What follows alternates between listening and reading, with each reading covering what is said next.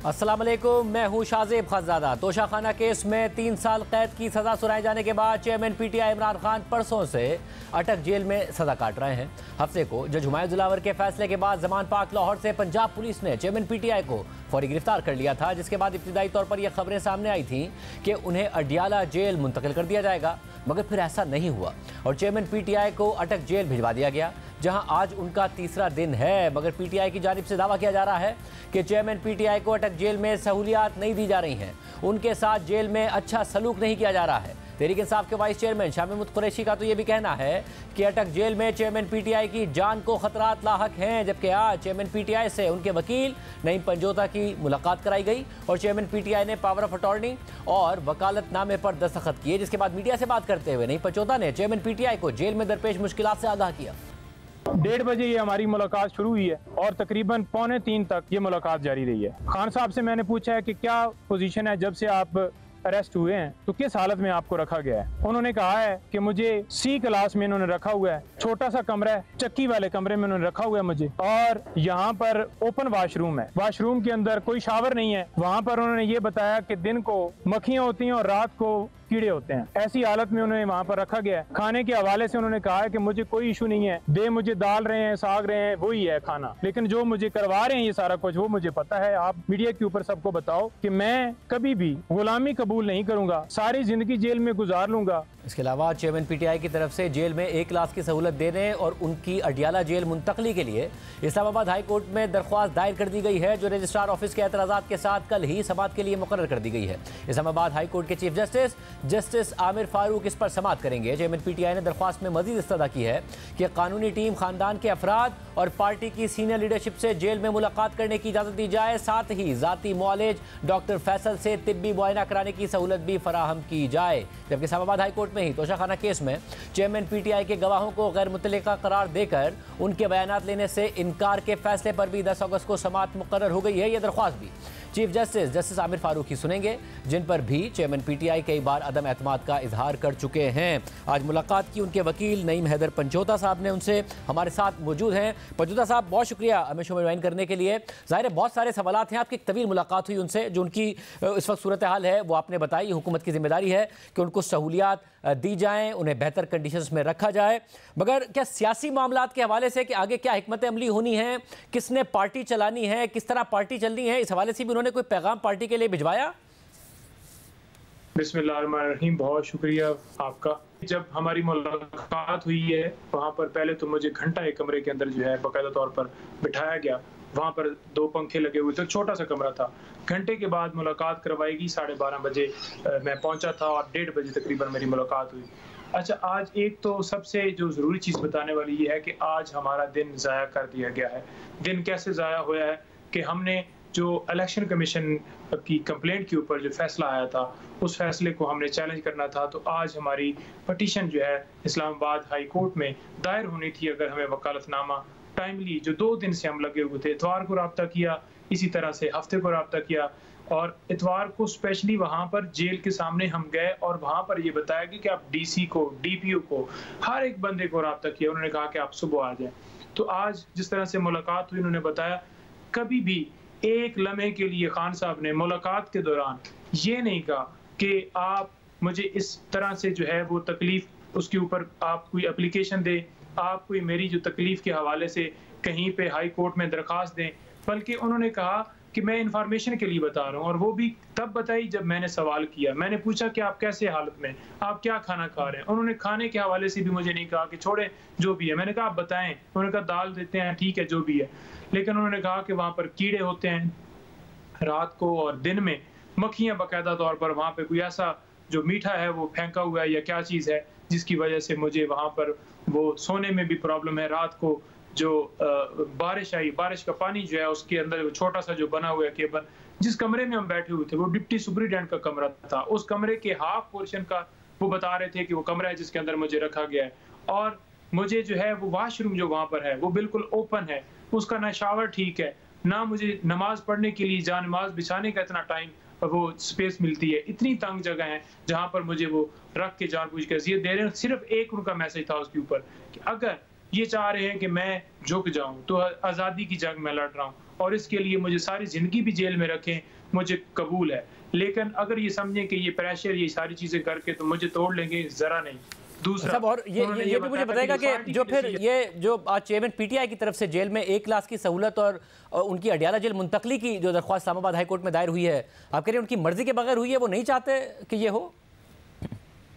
गुजारिश ये है कि साबका वज़ीर आज़म को पहले भी हमेशा दरख्वास्तें दी जाती हैं और उन्हें B क्लास में, A क्लास में रखा जाता है, जो कानून के मुताबिक हक है, जो हम अवेल कर सकते हैं। उसमें हमें प्रॉब्लम नहीं है, उसमें हमें कोई ममानियत नहीं है। उसमें ये नहीं है कि अगर मिसाल के तौर पर वो वहाँ पे रह रहे हैं एक बैड कंडीशन में और अगर हम उनकी इस्तदा लेके जाते हैं कि उन्हें अच्छी में रखा जाए, जो दूसरों को मिलती हैं, जो कानून के मुताबिक हैं, तो उसमें कोई जुर्म नहीं है कि वो कोई इस चीज़ से फ़ायदा ले रहे हैं। हमने उनको बताया कि हमने दरख्वास्त दी है, उनको कोई पता नहीं था कि दरख्वास्त दी है। हमने एप्लीकेशन भी आज दे दी है जेल हकाम के पास और उन्हें कहा है, क्योंकि एक प्रोसेस है, वो कहें हाई कोर्ट के आपने वहां दरख्वास्त दी है, साहब उन्हें बेहतर, उन्हें बिल्कुल बेहतर सहूलतें भी मिलनी चाहिए और उन्हें बेहतर कंडीशन में भी बिल्कुल रखा जाना चाहिए। इस बात में कोई दो राय नहीं है कि हुकूमत को उन्हें एक बेहतर कंडीशन फराहम करनी चाहिए। सियासी मामलात के हवाले से क्या कोई डायरेक्शन उन्होंने दी आपको कि पार्टी को क्या पैगाम देना है, पार्टी को किस तरह चलना है, ये क्लैरिटी?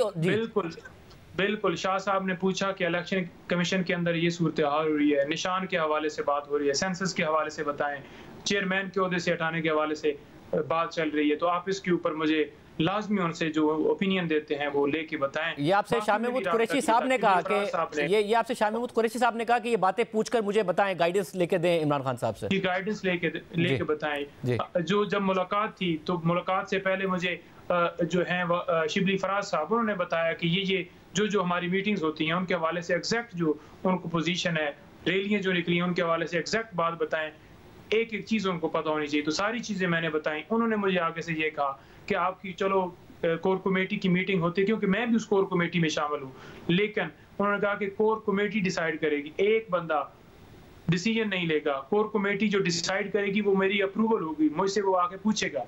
कोई वकील भी आएगा तो कोर कमेटी का कोई भी डिसीजन जो करना चाहेंगे वो वकील के जरिए मेरे पास मैसेज आएगा, आप आ जाना। ये कोई भी लीगल टीम में जो भी आप लोग बेहतर समझते हो, कोई भी आएगा मुझसे मिलने के लिए तो लीगल टीम के जरिए ये मुझसे पूछा जाएगा कि ये मैंने करना है। पार्टी के जो ऑर्डर आएगा इलेक्शन कमीशन से, उन्होंने कहा कि हर ऑर्डर को हमने चैलेंज करना है और किसी जगह के ऊपर हमने बैक फुट पे नहीं रहना, फ्रंट फुट पे खेलना है। तो ये सारी उनकी यानी आप कह रहे हैं कि कानूनी तौर पर उन्होंने कहा कि जिस तरीके से लड़ाई चल रही थी, लड़ाई चलनी है, हर बात को, हर फैसले को चैलेंज करना है जो भी खिलाफ आए, और सियासी तौर पर उन्होंने कहा कि कोई एक शख्स फैसले नहीं करेगा, कोर कमेटी फैसले करेगी और वो भी उस वक्त आगे बढ़ेंगे कि वकला के जरिए वो मुझे बताएं और मैं फिर पैगाम बताऊंगा या अप्रूव करूंगा। इस सूरत में पार्टी आगे चलेगी, ना कि कोई इंडिविजुअल इसको आगे चलाए या फिर कोर कमेटी खुद फैसले करके कुछ अहम फैसले कर दे और आगे चला ले। बिल्कुल और चेयरमैन के हवाले से भी उनका बड़ा पैगाम क्लियर है कि चेयरमैन मैं हूं और मैं रहूंगा, और इंशाल्लाह अगर किसी जगह के ऊपर कोई ऐसा गैर कानूनी ऑर्डर आता है तो उसको हम चैलेंज करेंगे। कोई गिव अप किसी हवाले से, कोई उन्होंने नाउमीदी के हवाले से एक बात भी नहीं की। उनका मोराल इस तरह से बुलंद था जैसे जमान पार्क में बैठे हो। उन्होंने एक लम्हे के लिए नहीं पूछा कि मुझे कब बाहर लेके जाओगे, कब मेरी जमानत होगी, क्या केसेस का बनेगा, क्वेटा मुझे ले जाएंगे, क्या करेंगे आगे से, एक सवाल नहीं किया। बल्कि उन्होंने सिर्फ यही कहा कि लोग कैसे हैं, गिरफ्तारियां हो रही हैं, उनके ऊपर क्या पोजीशन है, कितने छापे मारे जा रहे हैं, हमारे वर्कर्स का क्या हाल है और किसको गिरफ्तार किया। मैंने बताया कि आपके गन मैन, उन्होंने कहा गन मैन को भी गिरफ्तार कर लिया। मैंने कहा आपके स्टाफ को भी गिरफ्तार कर लिया। उन्होंने कहा कि उनको छुड़वाने के लिए करें और पैगाम दें मीडिया के ऊपर जाकर कि जो हमारे वर्कर्स अंदर गिरफ्तार हैं, जिस अजियत में जानबूझ के उन्होंने मुझे रखा हुआ है, तो मुझे मजीद एहसास हो रहा है कि किस तरह से वो काट रहे हैं मुश्किल हालात में। तो मैं उनको सलाम पेश करना चाहता हूँ। बहुत शुक्रिया। नईम हैदर पंचोदा साहब हमारे साथ मौजूद थे। आज ही चेयरमैन पीटीआई इमरान खान से उनकी मुलाकात हुई है और उसके बाद उसका अहवाल भी बता रहे हैं, सियासी तौर पर भी बता रहे हैं कि इमरान खान साहब ने वादे किया है कि पार्टी कोई इंडिविजुअल नहीं चलाएगा, कोर कमेटी चलाएगी और कोर कमेटी भी जो फैसले करेगी वो पहले मुझसे अप्रूव कराए जाएंगे, चाहे वकला के जरिए पैगाम पहुंचाकर अप्रूव कराए जाएं, मगर उन्हें C क्लास में रखा गया है, कंडीशंस बेहतर नहीं है। वफाकी वज़ीर दाखिला राना सनाउल्लाह साहब हमारे साथ मौजूद हैं। राना साहब बहुत शुक्रिया हमें शो में ज्वाइन करने के लिए। राना साहब उनके वकील भी तफसीलात बता रहे हैं, उन्हें C क्लास में रखा गया है। एक तो उन्हें अडियाला जेल नहीं रखा गया, अडियाला जेल में बेहतर सहूलियात हैं, अटक में रखा गया, मगर अटक जेल में भी B क्लास मौजूद है, मगर उन्हें C क्लास में रखा गया है। बदले ले रहे हैं आप अपने?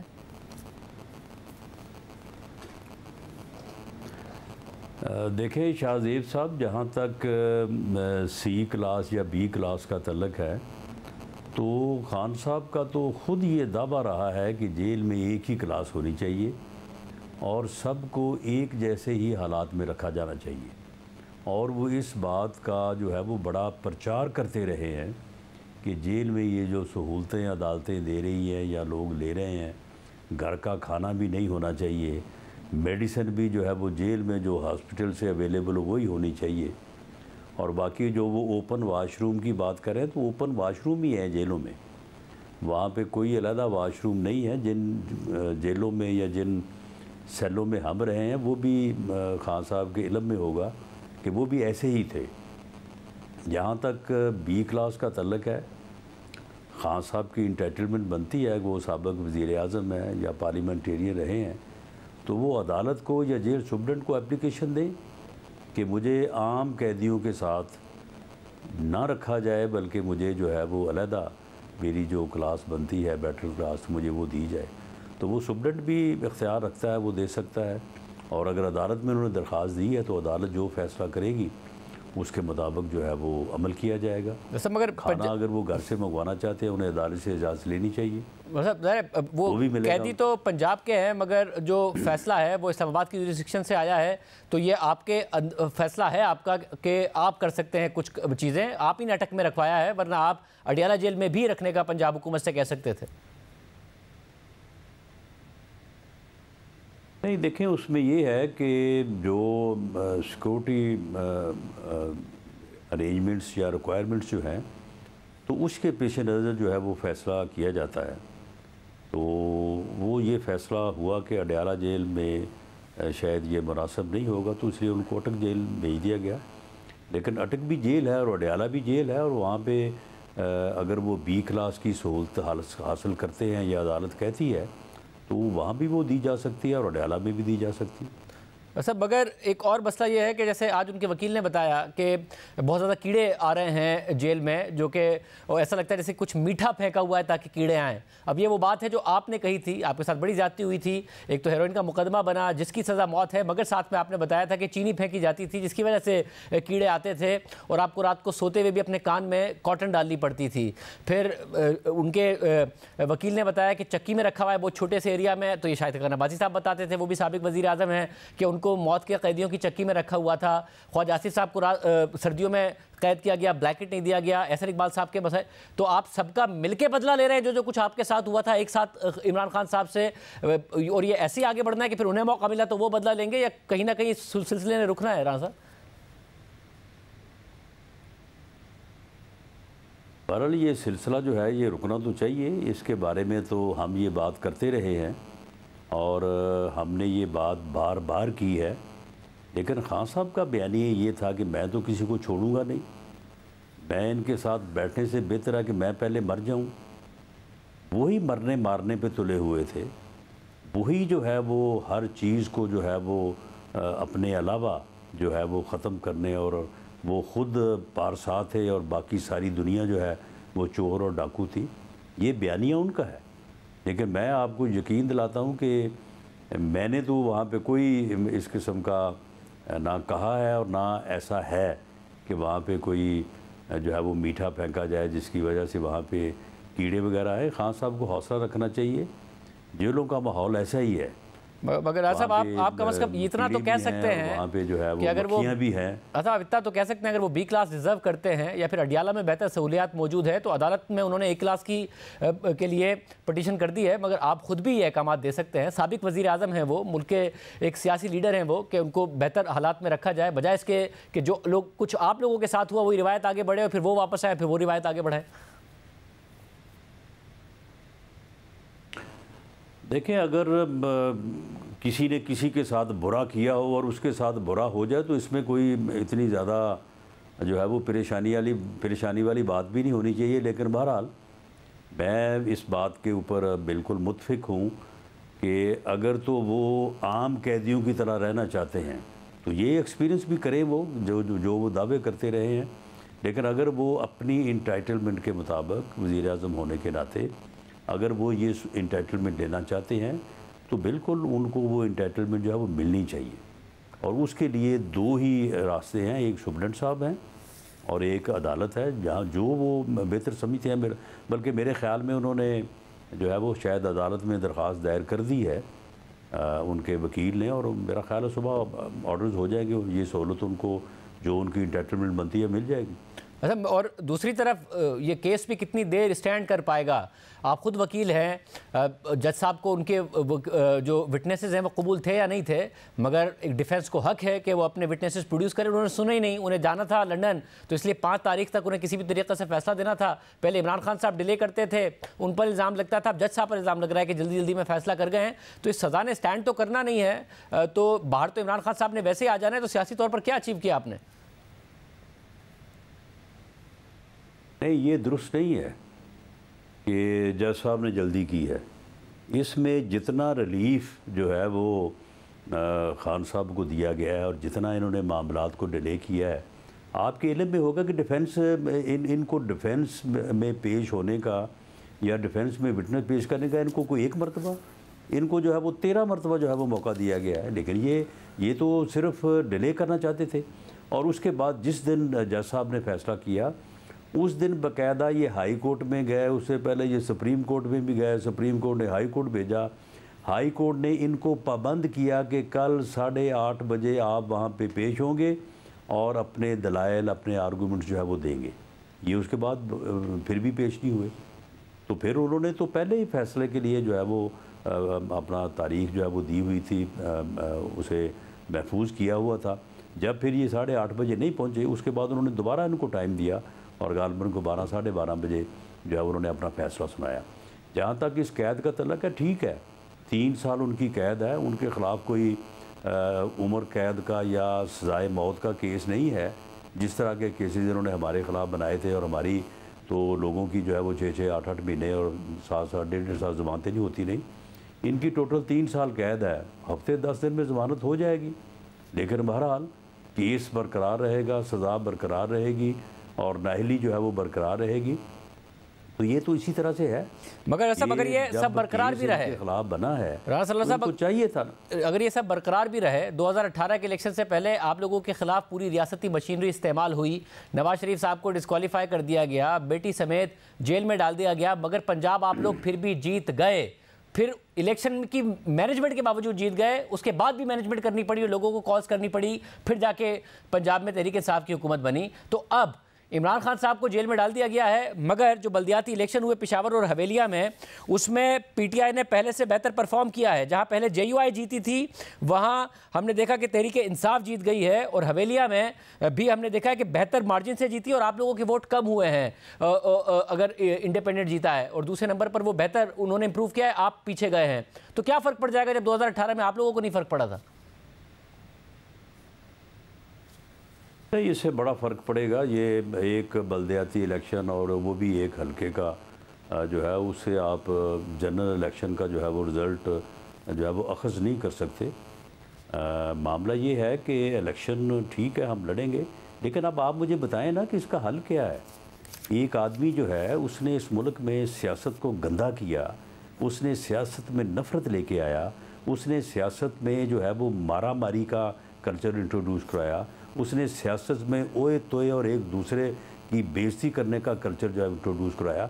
और मैंने जो बात कही थी उसके ऊपर बड़ी उस वक्त लेदे हुई, मेरे पास इन्फॉर्मेशन थी, ये बंदा जो कर रहा था, जिस तरफ ये आगे बढ़ रहा था, जिसके नतीजे में 9 मई आया, इन चीज़ों को देख के मैंने कहा था कि ये आदमी जिस किस्म की सियासत कर रहा है, या ये करेगा सियासत या हम करेंगे। कहा गया कि जी देखें, आपने जो है वो कह दिया कि हम उसको ख़त्म कर देंगे। मैंने बात वो सियासी तौर पे की थी, मगर वो जेल में डालने से भी उनकी सियासत तो नहीं ख़त्म होगी ना। जिस इंतहा तक पहुँचा गया है, या ये सियासत करेगा या फिर जो है वो दूसरे सियासत करेंगे। इसने इस मुल्क की सियासत को उस नहज पे, उस पॉइंट ऑफ नो रिटर्न के ऊपर पहुंचा दिया है। ऐसा मगर इसने सियासत करनी है तो फिर और किसी ने नहीं करनी। मगर जेल में जाके नवाज शरीफ की सियासत नहीं खत्म हुई, तो फिर इसने नहीं करनी। मगर जेल में जाके नवाज शरीफ की सियासत नहीं खत्म हुई। और आज अभी उनके वकील बता रहे थे जो उनसे मिले कि इमरान खान साहब ने कहा है कि जो भी फैसला होगा वो कोई इंडिविजुअल नहीं करेगा, कोर कमेटी करेगी, और मैं उसे अप्रूव करूंगा तो ही बात आगे बढ़ेगी, वरना कोई फैसला नहीं होगा। वकला मेरे पास आएंगे, मुझे कमेटियों का फैसला बताएंगे, मैं अप्रूव करूंगा। तो सियासत तो इमरान खान की ही होगी, फैसले भी उन्हीं के होंगे, बेशक वो जेल में। और नहीं तो उसको किसी के ऊपर एतबार ही नहीं है। सियासत उसने क्या करनी है, उसको किसी के ऊपर कोई एतबार नहीं है और वो किसी से उसका कोई मशवरा नहीं है। उसकी सियासत ही ये है, उसने यही कुछ करना है, इसके अलावा उसने कुछ नहीं करना। ये एक फितना है, नासूर है इस मुल्क की सियासत का। ये आदमी जो है ये इस मुल्क को किसी हादसे से दो चार करने वाला था, जबकि ये खुद को इसने अपने हादसे से दो चार कर लिया है। अब अगर ये वो ठीक है, उसके जो इरादे हैं वो अपनी जगह पे हैं, लेकिन हमारे इरादे भी कम नहीं है। हम भी अपने कदमों के ऊपर पूरा डट के खड़े हैं। फिर ठीक है, फिर जो फैसला होगा वो फिर इलेक्शन में तो मंजूर, ये वो मत समझे इलेक्शन में तो कि वो इस किस्म की जो है वो मैसेजेस बाहर भेज के को वो हमें को खौफजदा कर लेगा। ये उसकी भूल है उसकी। मगर इलेक्शन में तो जो आपके इरादे हैं या फिर जो इमरान खान के इरादे हैं, उससे ज़्यादा अहम यह है कि अवाम के क्या इरादे हैं। अगर अवाम के इरादे उनके साथ हैं तो फिर आपके इरादे इररिलेवेंट हैं इलेक्शन में। अवाम के इरादे उसके साथ नहीं होंगे। अवाम के इरादे इंशाअल्लाह ताला जो है वो उन लोगों के साथ होंगे जो इस मुल्क में अमन चाहते हैं, जो इस मुल्क में जो है वो खुशहाली चाहते हैं, जो इस मुल्क को आगे बढ़ाना चाहते हैं, जो इस मुल्क को तोड़ना चाहता है, जो इस मुल्क में जो है वो मारा मारी का कल्चर लाना चाहता है, जो कहता है कि मैं किसी को रहने नहीं दूंगा, उसके साथ अवाम नहीं होंगे, उसका साथ अवाम नहीं देंगे। और राना साहब, अवाम को अपने इरादों और आपको अपने इरादों पर अमली जामा पहनाने का मौका मिलेगा या 90 से 120 दिन आपने कर दिया? जब 30 दिन आइन से तजावुज़ हो गया तो फिर और भी ज़्यादा होता जाएगा और आप लोग भी देख रहे होंगे, इमरान खान साहब भी देख रहे होंगे और केयर टेकर सेटअप चले जा रहा होगा। बहरहाल मुस्तकबिल की पेशीन गोई तो मैं नहीं कर सकता, लेकिन अगर 90 के 120 दिन हुए हैं तो उसमें एक बाकायदा एक आइनी जो है वो एक दलील मौजूद है। आइन में दर्ज है कि 2017 का जो सेंसस है उसके ऊपर दूसरी मरतबा इलेक्शन नहीं होंगे। ये वन टाइम डिस्पेंसेशन जो है वो दी गई थी और प्रोविजनली जो है वो 17 का सेंसस जो है वो मंजूर हुआ था। आइन ये कहता है कि अगर सेंसस जो है वो नोटिफाई हो जाए तो उसके बाद हल्का बंदी ज़रूरी है, तो उसकी बुनियाद के ऊपर हल्का बंदी जो है वो होने जा रही है। यही सेंसस जो है ये अपना इमरान खान रियाजी की गवर्नमेंट ने करवाना था तो ये करवा देता, पहले करवा देता। मगर हाँ साहब, मैं ये इस इलेक्शन से पहले ये होना था और ये हल्का बंदी होनी थी। तो ये आइनी रिक्वायरमेंट्स हैं, आइन के मुताबिक इनके ऊपर अमल करने की बात की जा रही है। ये कोई ऐसा तो नहीं है कि कोई बिला जवाब जो है वो 90 के 120 दिन कर दिए गए हैं। मौलाना साहब, पिछले प्रोग्राम में मैं आपसे कह रहा था कि ये आइनी रिक्वायरमेंट है और नई मरदमशुमारी का फैसला हुआ था, आप कह रहे थे पुरानी से ही हो सकता है। अब आप बिल्कुल वो बात कर रहे हैं जिसके ऊपर मैं सवालात कर रहा था पिछले प्रोग्राम में और आप जिससे नहीं हो रहे थे। मैं शाहजेब आज भी कहता हूँ कि अगर ये सेंसस मुत्तफ़िका तौर पे कौमी इत्तफ़ाक़ी राय से नोटिफाई ना होता तो फिर 90 दिन में इलेक्शन जो होने थे वो उसी हल्का बंदी पे होने थे जो हल्का बंदी मौजूद है। मामला ये है कि इस सेंसस के ऊपर बहुत ज़्यादा एतराज़ात थे और एक तरफ से नहीं थे, दर्जनों तरफ से जो है वो KPK से जो एक्स फाटा एरियाज़ है उससे, कराची से, सिंध से, हर तरफ से जो है वो एतराज़ात थे। अगर वो एतराज़ात जो हैं वो दूर कर दिए गए हैं और अब सब ने इत्तफ़ाक़ी राय से जो है वो इस सेंसस को एक्सेप्ट किया है, तो ये इत्तफ़ाक़ी राय जो है ये भी एक बहुत बड़ी जो है वो ब्लेसिंग है। ठीक। और राजा साहब, आपने कल शराद इकबाल साहब को बताया कि डॉक्टर हफीज़ शेख और एक साबिक जज का नाम शॉर्टलिस्ट हुआ है, बात आगे बढ़ी या नहीं बढ़ी? नहीं, देखें वो शॉर्ट लिस्ट वाली बात, उनका क्वेश्चन था शॉर्ट लिस्ट का, उन्होंने जो बात की थी कि ये नाम भी अंडर कंसिडरेशन है। यकीनन ये नाम जो है वो अंडर कंसिडरेशन है, उनके साथ दूसरे नाम भी हैं, लेकिन अभी किसी नाम के ऊपर कोई हतमी फ़ैसला वज़ीर आज़म और लीडर ऑफ द अपोजिशन के दरमियान नहीं हुआ। वज़ीर आज़म ने मुशावरत का अमल जो है वो तमाम जो है वो अपने जो है वो कोलिशन पार्टनर से किया है। उनमें से अक्सरियत ने ये कहा है कि जी आप इस बारे में, आपका इख्तियार है, आप इस बारे में जो है वो फैसला करें। और एमकेएम ने कामरान डिसोरी साहब का कह दिया, नाम सजेस्ट करेंगे। एमकेएम ने कामरान टिसोरी साहब का कह दिया, वो भी कंसीडर होंगे? एमकेएम ने कामरान टिसोरी साहब का नाम आज दिया है। पीपल्स पार्टी भी मेरा ख्याल है कोई 1-2 नाम जो है वो देने का इरादा रखती थी। मौलाना फजल रहमान साहब ने शायद ये कहा है कि आपका इख्तियार है और हमें आपके ऊपर इत्मीनान है और आप इस बारे में अपना इख्तियार जो है वो इस्तेमाल करें। बाकी जो हमारे दूसरे पार्टनर्स हैं उनका भी इसी किस्म का जो है वो हज़ार ख्याल रहा है, जो मेरी इन्फॉर्मेशन है। तो इस बारे में मेरा ख्याल है कि कल तक इंशाअल्लाह ताला, कल जब आप इस वक्त प्रोग्राम कर रहे होंगे तो ये मसला भी हल हो चुका होगा। बहुत शुक्रिया राना साहब की गुफ्तगू आपने सुनी। प्रोग्राम में ब्रेक शामिल करते हैं, आगे क्या होने जा रहा है इस पर तफसील से बात करेंगे एक ब्रेक के बाद।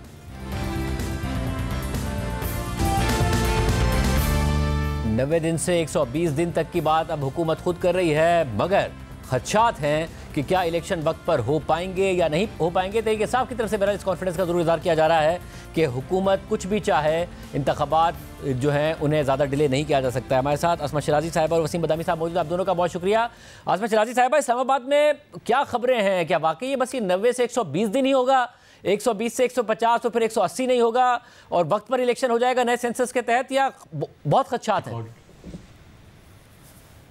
बहुत खदशात है बिल्कुल शाहजेब, और ऐसा लगता है कि ये जो जितना भी होगा कम से कम 3 महीने से आगे इंतखाबात होंगे, जो कि लग रहा है इस वक्त। और ये खदशात खुद सियासतदान या पार्लियामेंटेरियंस जो हैं वो उसका इजहार करते हुए दिखाई देते हैं। ये कोई यानी ये किसी सहाफ़ी की बात नहीं है, किसी और की बात नहीं है। वो जो कि ऐवान इख्तिदार में बैठे हैं उनको इस तरह के खदशात हैं कि 90 दिनों के अंदर इंतखाबात नहीं हो पाएंगे।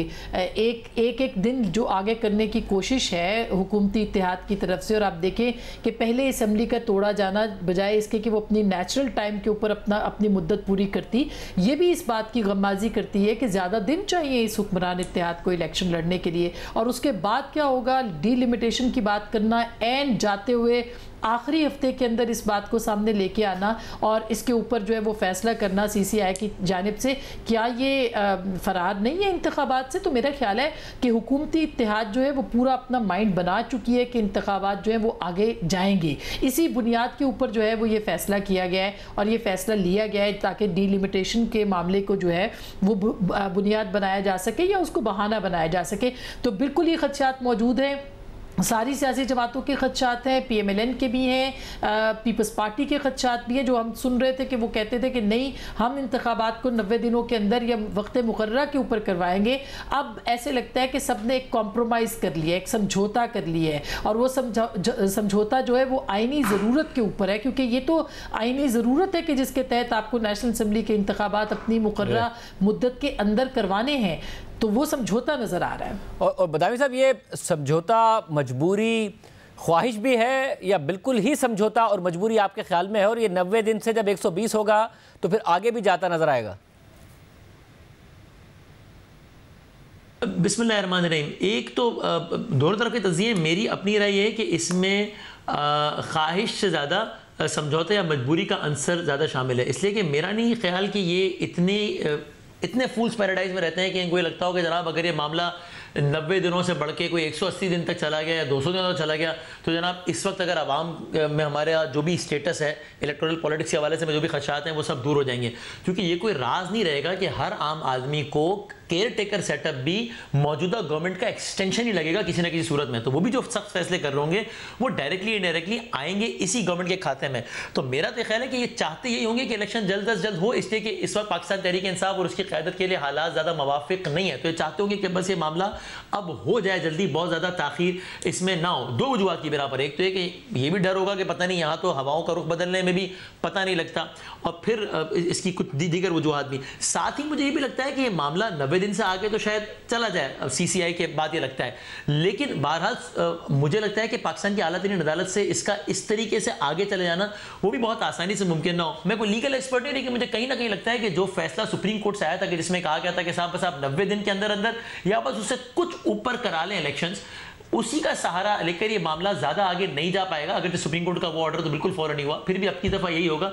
और चूंकि मार्च में फिर सेनेट का इलेक्शन भी लगा हुआ है, ये बिल्कुल इस अंदाज से मामला चल नहीं पाएगा। सो आखिरी बात यह है कि मुझे लगता है कहीं ना कहीं तमाम स्टेक होल्डर्स ये चाहेंगे कि किसी ना किसी सूरत मार्च से पहले ये सारा मामला एक किनारे लग जाए, ताकि कोई एक हुकूमत हो जो कि अगले 5 साल के लिए हो, जिससे आलमी इदारे डील कर रहे हो और कोई समत नजर आए। चूंकि बुरे हालात से ज्यादा भी जो बुरी चीज होती है वो अनप्रेडिक्टेबल हालात होते हैं, और ये मेरा ख्याल है कोई स्टेक होल्डर नहीं चाहेगा कि अनप्रेडिक्टेबल हालात रहें। तो मार्च से आगे मुझे हैरत होगी अगर ये सेटअप चले तो। ये अहम नुकता है आपका कि मार्च से आगे ये बात जो है वो बड़ा मुश्किल हो जाएगा इस मामले का जाना। मगर आसमा साहिबा, इमरान खान साहब गिरफ्तार हो गए और हुकूमत ज़ाहिर है ये सोचती है कि शायद मुकाबला कम हो जाएगा, मगर आपको लगता है कि इमरान खान साहब को कैंपेन करने की ज़रूरत है? जहाँ जहाँ बल्ला होगा वहाँ वहाँ कंपटीशन होगा और नून लीग के लिए आसान नहीं होगा पंजाब? बिल्कुल, नून लीग के लिए काफ़ी मुश्किलात का उनको सामना करना पड़ेगा, इसमें कोई दो राय नहीं है, क्योंकि हालात जो हैं वो काफ़ी ज़्यादा उनके मुवाफिक नहीं हैं। और पंजाब के अंदर ख़ास करके अगर आप देखें तो उनको काफ़ी डोर टू डोर कैंपेन करना पड़ेगी। शायद नून लीग के हलकों में ये तासुर बड़ा मजबूत है कि मियां नवाज शरीफ के आने से बहुत सी चीज़ें बदल जाएंगी, मगर वो कैसे बदलेंगी? एक नज़रिए या बयानिए के तौर पर कुछ ना कुछ तो PMLN को देना पड़ेगा। वो उनके पास वो बयानिया कौन सा उनके हाथ में जिसको कि वो देंगे और फौरी तौर पर जो है उनको एक पॉपुलैरिटी मिलेगी या उनकी मकबूलियत में इजाफा होगा। इसमें भी कोई दो राय नहीं है कि जब इंतखाबात होते हैं तो बिल्कुल सिचुएशन मुख्तलिफ हो जाती है, कॉन्स्टिट्यूंसी पॉलिटिक्स जो है वो सामने आ जाती है, उसमें बहुत सारी चीज़ें, ये पूरी एक एनोलॉजी ही चेंज हो जाती है जो कि इंतखाबात के सिलसिले में पाकिस्तान की सियासत के अंदर होती है। तो मेरा ख्याल है कि PMLN को बिल्कुल टफ टाइम मिलेगा, सेंट्रल पंजाब में बहुत ज़्यादा टफ टाइम मिलेगा, और शायद इसी वजह से वो ये चाहते हैं कि थोड़ा वक्त मिल जाए और वो अपनी पूरी पॉलिटिकल प्रेपरेशन के साथ आए। दूसरी तरफ अगर आप देखें तहरीके इंसाफ, तो उनके लिए भी कोई आसान गेम नहीं है। सबसे बड़ा तो मसला ये होगा कि उनके कैंडिडेट्स कौन से होंगे। अभी आपने देखा उनकी गिरफ्तारी के फौरन बाद खान साहब की, आपको वो एहतजाज नज़र नहीं आया, वो मुनज़्ज़म लोग नज़र, वो तंजीम नज़र नहीं आई जो कि नीचे तक जाती है, जो कि पहले मौजूद थी। तो वो कौन से कैंडिडेट्स होंगे, वो कौन सी तंजीम होगी, वो कौन सा इंतज़ाम होगा जिसके तहत तहरीके इंसाफ जो वो इंतखाबात में जा पाएगी। तो दोनों के लिए, एक के लिए टेक्निकली और दूसरे के लिए पॉलिटिकली बहुत ज़्यादा मुश्किल होगा चीज़ों को मैनेज करना, और शायद इसके बीच में कहीं ना कहीं जो है वो कोई मुमकिनात की राह निकले जिसकी तरफ जो है वो पॉलिटिकल फोर्सेस जो हैं वो देख रही हैं। मतलब आप कैसे देख रहे हैं इस सूरत हाल को? आपको लगता है कि एक बहुत बड़ा चैलेंज है या चैलेंज कम होता जाएगा जैसे जैसे वक्त गुजरता जाएगा? 2018 से बहुत करीब हैं आज के हालात भी ना, काफ़ी हवालों से, सिर्फ ये कि बस किरदार बिल्कुल स्वैप हो गए हैं। तो 2018 में जब सारे का सारा मामला PTI की फेवर में था, जब सब कुछ हो रहा था, उसके बावजूद जो है वो पंजाब का रिजल्ट सब कुछ करने के बावजूद, जनूबी पंजाब, सूबा महाज और 100 और ऐसे एग्जाम्पल्स, फिर भी इलेक्शन डे के यानी इलेक्शन के बाद भी जो ऑफिशियल रिजल्ट था उसमें नून आगे थी, PTI पीछे थी, यानी सारा जोर लगा। फिर हमने सबने देखा किस तरीके से अचानक कराची के रिजल्ट्स आते आते बंद हो गए, फिर अचानक वो 5 घंटे बाद आए, और जब आए तो एक नया मंजरनामा था, तो यहाँ की सीटें वहाँ से पूरी हुई, ये सारा कुछ हुआ। और अभी की सूरत हाल भी मेरा ख्याल है ज़्यादा मुख्तलिफ नहीं है कि पाकिस्तान तहरीक इंसाफ अगरचे कई हवालों से मुश्किलात का सामना कर रही है, लेकिन अगर उतना भी वो इलेक्शन हो गया जैसा 2018 में हुआ था, तो फिर ये वैसी ही सूरत हाल 2018 जैसी इंतखाबी नताइज के हवाले से हो जाएगी जैसी PML नून की थी 2018 में। ये ज़रूर है कि आज के दिन में लगता है कि पाकिस्तान तहरीक इंसाफ के लिए मुश्किलात अब उससे भी कुछ ज़्यादा हो रही हैं। उसकी वजह भी नज़र आ रही है कि पाकिस्तान तहरीक इंसाफ ने लाइन भी उससे कुछ ज़्यादा नहीं बल्कि बहुत ज़्यादा क्रॉस की हैं। तो अगर ये सारा यानी ये सारे मामला कुछ बेहतर भी रहें, या मैं यूँ कहूँ कि मज़ीद ख़राब ना भी हो PTI के लिए, तो भी मुझे ज़रूर लगता है कि वो नंबर्स अच्छे ले लेंगे, लेकिन क्या इतना नंबर ले लेंगे कि और कोई भी जमात उनके साथ ना है तो भी वो गवर्नमेंट बना सकें? ऐसा तो फिर भी नहीं हो पाएगा।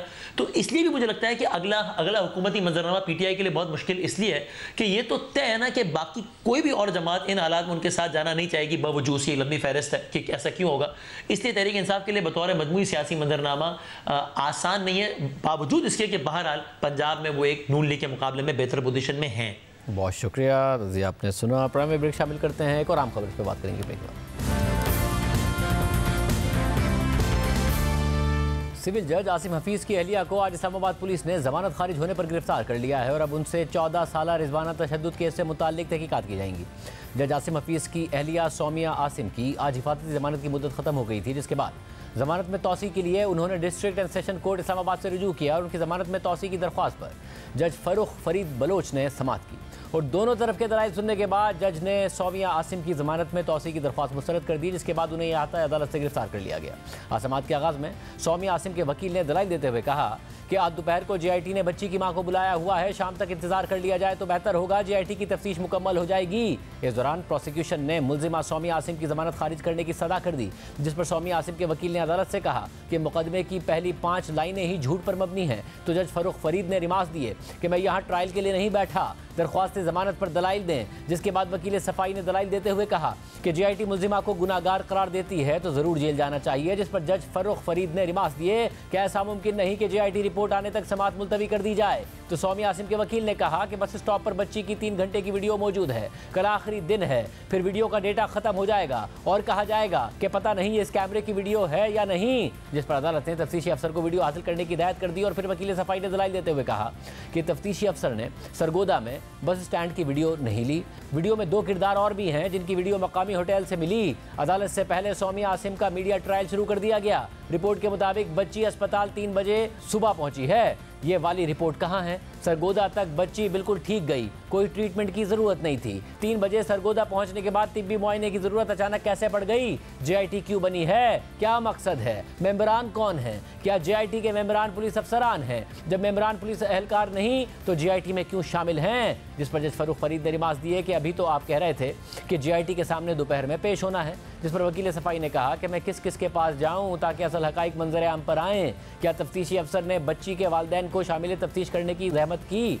तफ्तीशी अफसर को बताया गया कि बच्ची को सही सलामत बस में बिठा दिया गया था। मुकदमे में बच्ची के सही सलामत बस अड्डे पर पहुंचने का जिक्र तक नहीं। बच्ची को बस स्टैंड पर छोड़ने सौमिया आसिम गई तो उन्हें फंसाया गया। तफ्तीशी अफसर को आखिर सौमिया आसिम की गिरफ्तारी क्यों दरकार है? सौमिया आसिम शामिल तफ्तीश होने के लिए हर वक्त तैयार हैं। जिसके बाद मुद्दई के वकील ने दलाइल देते हुए कहा कि तफ्तीशी अफसर को डिक्टेट नहीं किया जा सकता कि तफ्तीश कैसे करनी है। अदालत भी तफ्तीशी अफसर को कोई डायरेक्शन नहीं दे सकती। सौमिया आसिम किस बुनियाद पर अपनी जमानत में तौसी मांग रही है? क्या औरत कोई भी जुर्म कर ले और उसे जमानत दे दी जाए? बच्ची की तिब्बी रिपोर्ट को तो आज तक सौमिया आसिम के वकला ने भी चैलेंज नहीं किया। इतने ज्यादा जख्म हैं, क्या कोई वालिदैन अपनी बेटी को इतना जख्मी कर सकते हैं? कानून के मुताबिक कमसिन बच्ची को मुलाजमा रखना ही एक जुर्म है। सिविल जज और उनकी अहलिया को मालूम होना चाहिए था कि कमसिन मुलाजमा रखना जुर्म है। जिसके बाद जज फर्रुख फरीद ने सौमिया आसिम की जमानत खारिज कर दी और जज फर्रुख फरीद ने रिमार्क्स दिए कि मुलजिमा को कमरा अदालत से बाहर ले जाएं मेरे लिए भी मुश्किल है। मेरे कुलीग की अहलिया हैं, जहां इंसाफ की बात होगी तो मैंने इंसाफ करना है। जिसके बाद अदालत ने अपना फैसला जारी करते हुए लिखा कि बच्ची पर तशद्दुद करने वाला आला बरामद करना जरूरी है। मौजूदा सूरत हाल में तफ्तीश में मुदाखलत करने की जरूरत नहीं। समाअत के बाद जज की अहलिया सौमिया आसिम को इस्लामाबाद पुलिस ने गिरफ्तार कर लिया और अब उनसे इस केस में बनने वाली JIT तहकीकात करेगी, जबकि इस केस में बनने वाली वफाकी पुलिस की 5 रुकनी JIT में भी तौसी कर दी गई है, जिसमें DSP इंस्पेक्टर और सब इंस्पेक्टर समेत 3 अफसरान का इजाफा किया गया है। दूसरी तरफ रिजवाना के तिब्बी मुआयने से मुतालिक बनने वाले मेडिकल बोर्ड के सरबराह प्रोफेसर जौदत सलीम ने जियो न्यूज़ से बात करते हुए कहा है कि रिजवाना को ICU से प्राइवेट कमरे में मुंतकिल कर दिया गया है। रिजवाना को 4 दिन से व्हील चेयर पर बिठाकर कमरे से बाहर लेकर जा रहे हैं। कल 3 डॉक्टर्स पर मुश्तमिल टीम रिजवाना के बाजू का मुआयना करके ऑपरेशन का फैसला करेगी और रिजवाना को कल चलाने की भी कोशिश की जाएगी। जबकि निगरान वजीर सेहत डॉक्टर जावेद अकरम के मुताबिक रिजवाना की तबीयत में बेहतरी आ रही है, बच्ची की प्लास्टिक सर्जरी की जाएगी और केस को मंतकी अंजाम तक पहुंचाया जाएगा। जज की अहलिया मुलजिमा सौमिया आसिम के वकील ने आज अदालत में कहा कि जब बच्ची को हवाले किया गया था तो उसे किसी ट्रीटमेंट की ज़रूरत नहीं थी, जबकि डॉक्टर्स पहले ही बता चुके हैं कि बच्ची के जिस्म पर ज़ख्म काफ़ी पुराने हैं और बच्ची की हालत देखकर लगता है कि इसे नज़रअंदाज किया गया और इसकी खुराक का भी ख्याल नहीं रखा गया। इजाज़त दीजिए, अल्लाह हाफ़िज़।